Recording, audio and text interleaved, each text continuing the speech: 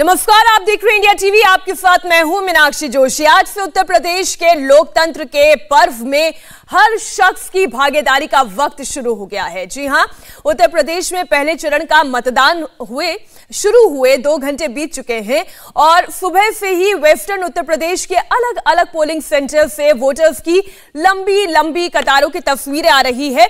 आइए आपके सामने पहले चरण के 11 जिलों की 58 सीटों की वोटिंग की एक बड़ी ब्रेकिंग न्यूज रखते हैं।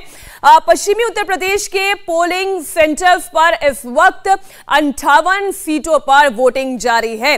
सीएम योगी ने लोगों से वोटिंग करने की अपील की है। ज्यादा से ज्यादा संख्या में लोग अपने घरों से बाहर निकलें, मतदान करें, फिर जलपान करें। इस तरीके की जितने भी अगर हम ये कहें कि गुजारिशें की जाती हैं वो हर नेता भी कर रहा है, आम व्यक्ति भी कर रहा है। और हम भी आपसे कह रहे हैं कि पश्चिमी उत्तर प्रदेश के पोलिंग बूथों तक आप पहुंचे, अपने मताधिकार का इस्तेमाल करें। पीएम मोदी ने भी वोटर से भारी संख्या में वोट करने की अपील की। मुख्यमंत्री योगी आदित्यनाथ ने भी वोट करने की अपील की। प्रियंका गांधी वाड्रा ने भी वोट करने की अपील की। तो आज आपके लिए आपकी सरकार चुनने का दिन है। आज आपके लिए अपने कर्तव्य के निर्वहन का दिन है। यदि आप सरकार से अपनी मांगों को पूरा कराना चाहते हैं तो पहले आप अपनी जिम्मेदारी का पालन करें और मतदान केंद्रों तक पहुंचे, मताधिकार का इस्तेमाल करें। इस वक्त 6 इलाकों की तस्वीरें हम आपके सामने रख रहे हैं।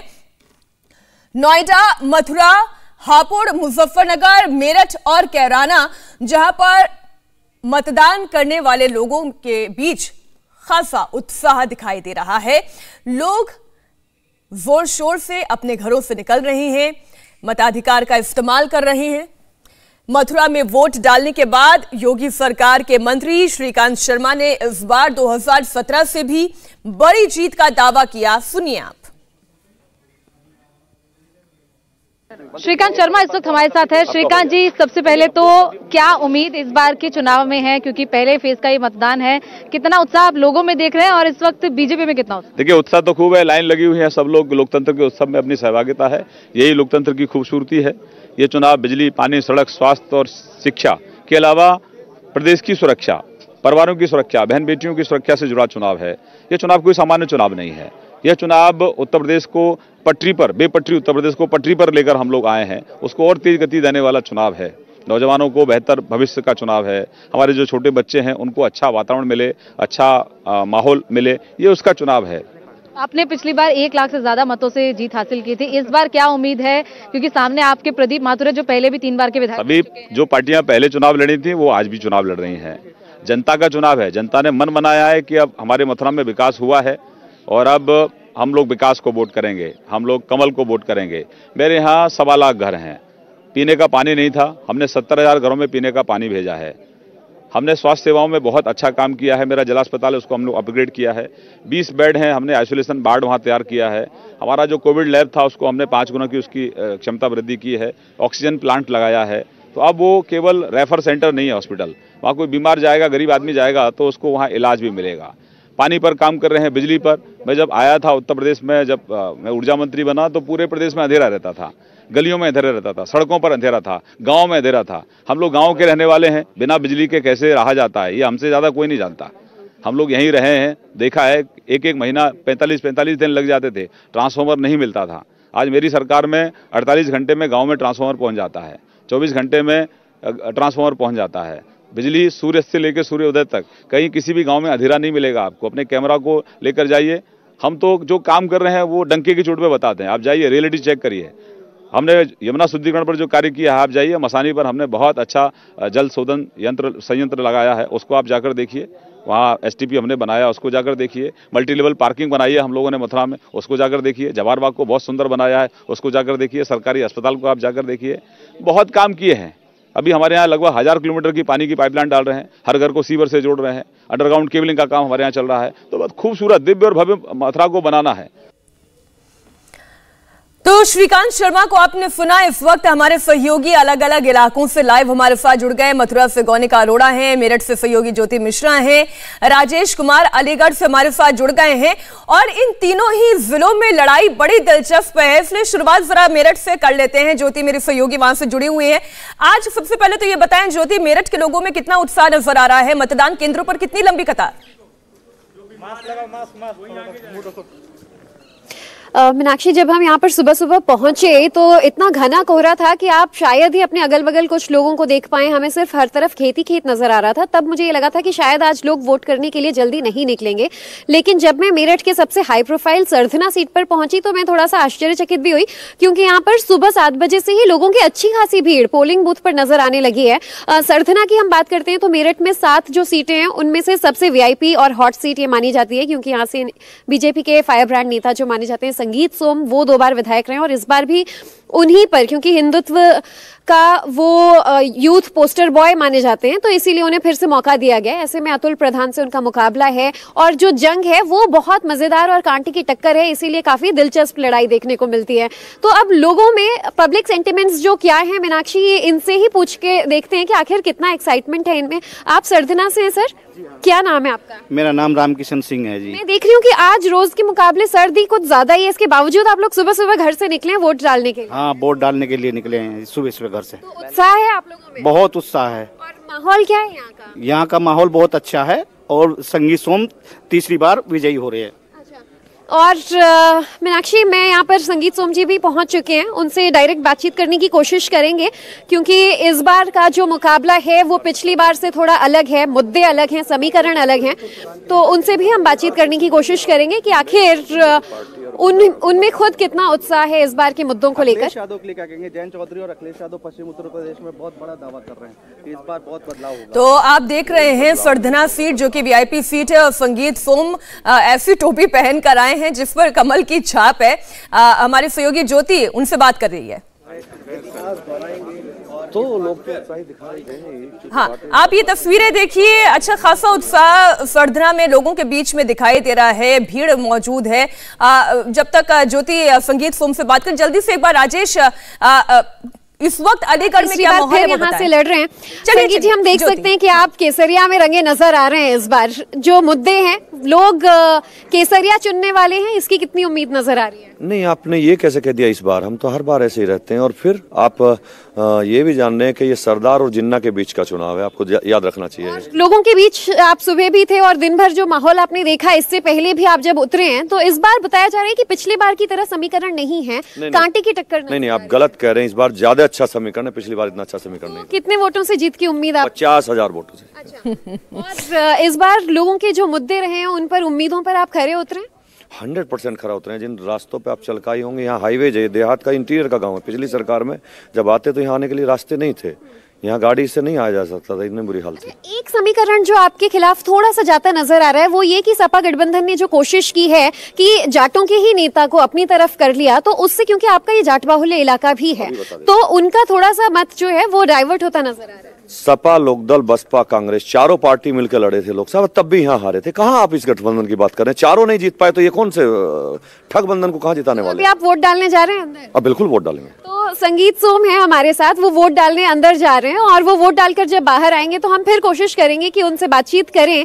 और संगीत सोम का ही ये इलाका भी है, ये उनका गाँव है। आप देख सकते हैं कि आलमगीरपुर फरीदपुर नाम से ये जाना जाता है। बिल्कुल ज्योति, आप बने रहिएगा हमारे साथ और ये तमाम तस्वीरों के लिए भी हम आपके पास दोबारा लौटेंगे।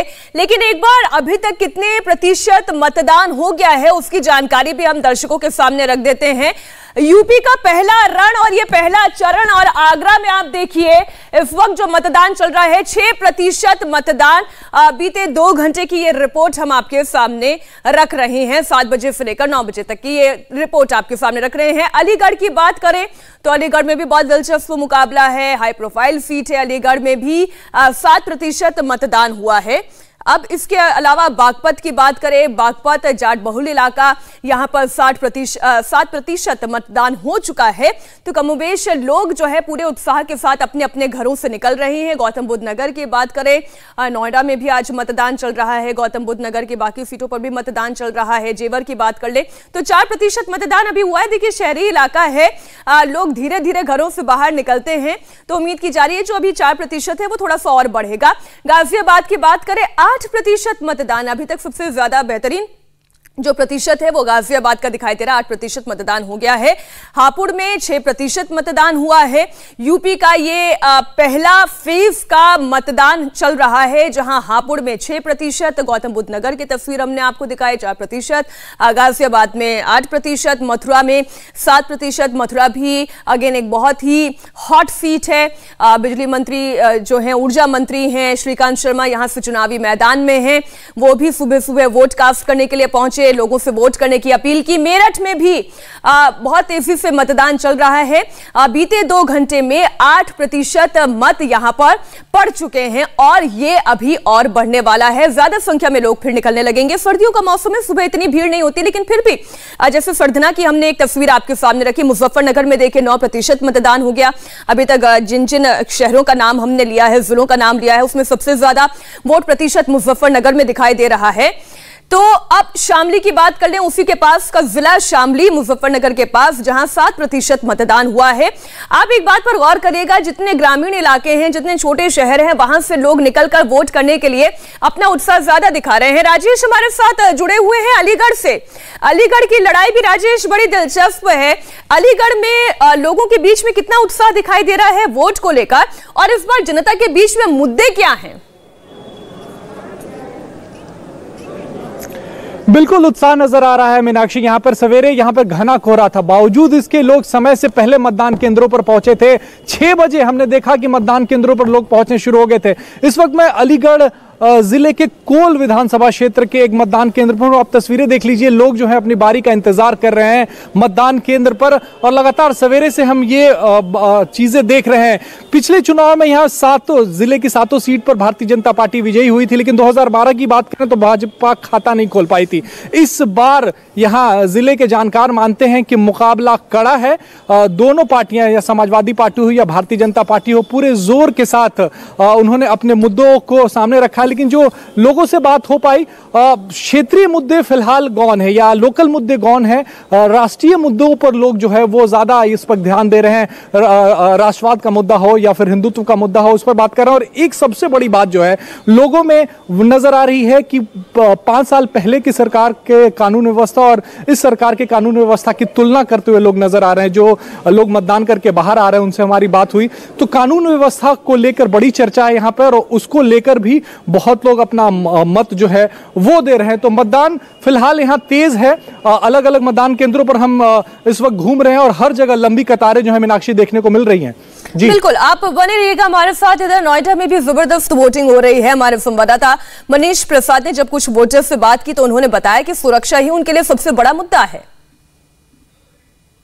सुबह 7 बजते ही सबसे पहले नोएडा के इस पोलिंग स्टेशन पर एक पूरा परिवार है। यहाँ पर पिता है, माँ है, साथ में बेटा, एक साथ वोट देके आए। आप सब एक बार कैमरे पे दिखा दीजिए कि वोट दे, ये एक महापर्व है और इसी के तहत आज ये तय होगा कि आने वाले समय में यहाँ से कौन काबिज हो। मैम क्या लग रहा है, किसकी हवा लग रही है? हमने तो एकदम हिंदुत्व के नाम पर वोट दिया है, और दूसरा जो यहाँ पर सिक्योरिटी हो गई है एक, उसको आगे कायम करने के लिए किया है।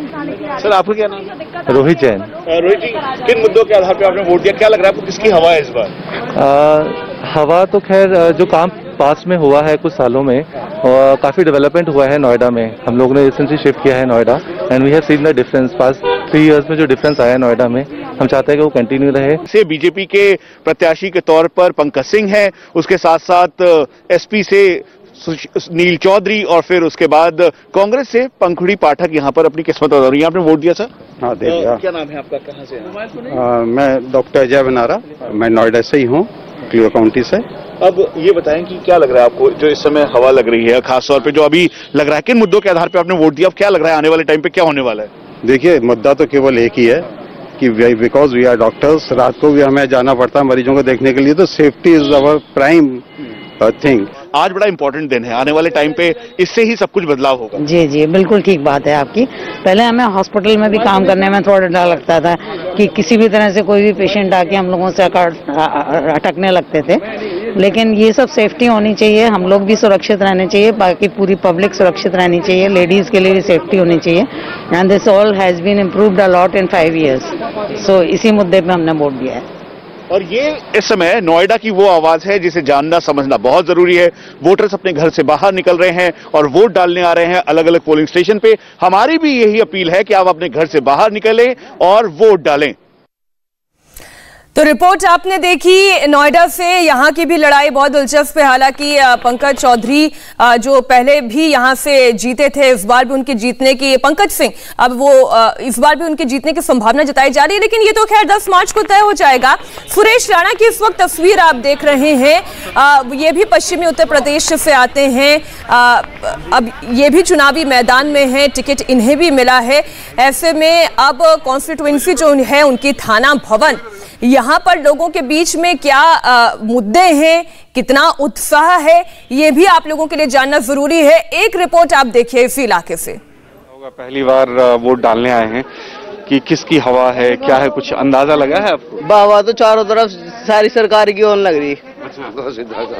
सारी सरकार सब जितने बैठे अपनी नजर में। आपकी नजर में कौन जितने बैठे? हमारी नजर में जिसे आप देंगे वो जीता बैठा। ठीक है, आपका क्या नाम है?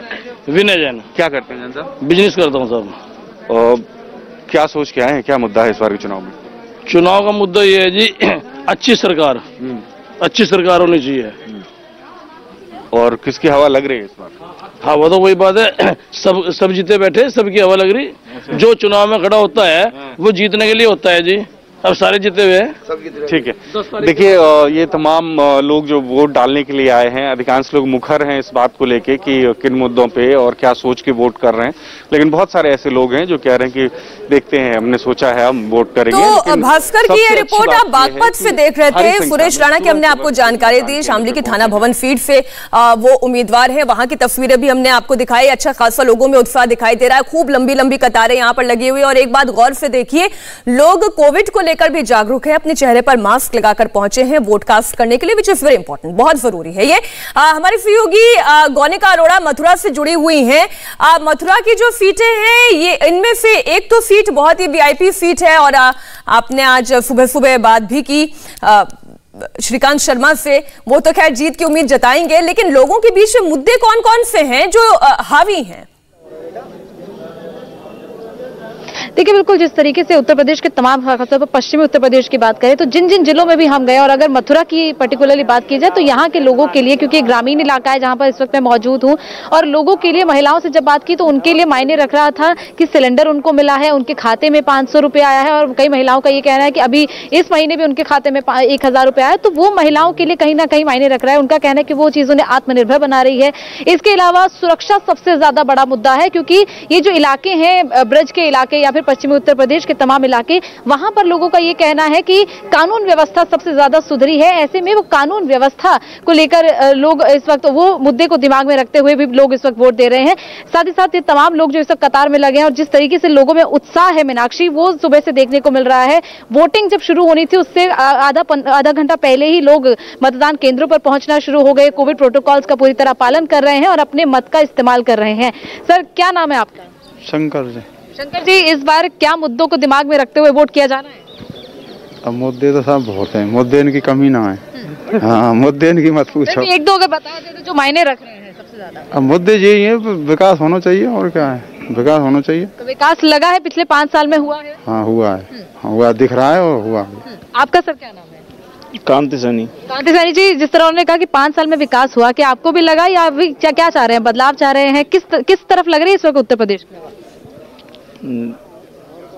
भाई साहब, आपका क्या नाम है? गोपाल प्रसाद सैनी। गोपाल जी, आपने सुना कि उनका कहना है कि 5 साल में बदलाव हुआ, विकास हुआ, तो ये इस बार क्या देख रहे हैं, इस बार मत का प्रयोग किस तरीके से? अच्छा, एक तस्वीर है गौनिका, आप इन लोगों से बात करिएगा, लेकिन एक तस्वीर है जो दिखाना आज दर्शकों के लिए बहुत जरूरी हो जाता है। आप ये जरा कतार देखिए मतदान केंद्र पर, और फिर इस दिव्यांग महिला को देखें और इसका उत्साह देखें वोट कास्ट करने को लेकर। एक बार फिर से मैं चाहूंगी कि ये वो तस्वीरें हम दर्शकों के सामने रखें कि एक एक मत कितना कीमती है, कितना महत्वपूर्ण है, और अपनी भूमिका, अपने कर्तव्य का निर्वहन करने के लिए बागपत की एक तस्वीर आप देखिए, कैसे एक दिव्यांग महिला अपना वोट कास्ट करने के लिए पहुंची है पोलिंग बूथ पर। इन तस्वीरों से आप भी अपने भीतर उत्साह भरिए, जागरूक मतदाता बनिए, घर से निकलिए, वोट कास्ट करिए। आज आपके कर्तव्य को पूरा करने का दिन है। कल को आप जब सरकार बने तो आप ये सवाल पूछ सकते हैं, हमने आपको वोट दिया लेकिन आपने हमारे लिए क्या किया। ये आज का दिन और आज के दिन की एक बहुत ही मजबूत तस्वीर, जहां एक दिव्यांग महिला बागपत में पोलिंग बूथ तक पहुंची, ये तस्वीर हम आपके सामने रख रहे हैं। इंडिया टीवी हर वक्त हर जगह डाउनलोड करने के लिए सर्च करें India TV news Google play store या ऐप स्टोर पर।